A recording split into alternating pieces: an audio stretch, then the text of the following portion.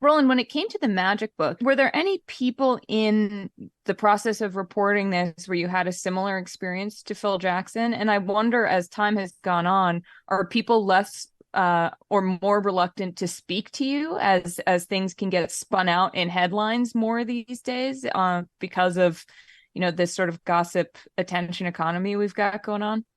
Yes and no. Mm-hmm. I'm a really big context guy.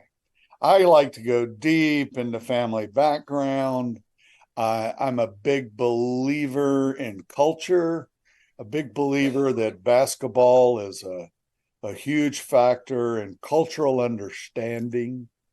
And that in some ways, I was just trying to do an archaeology project with Magic. He was there in Lansing, Michigan in the 70s during the school busing crisis. And that had a deep impact on his family, particularly on his brother, Larry.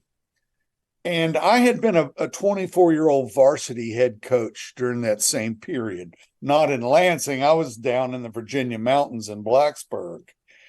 But I was fascinated with it because I knew the kids of that age.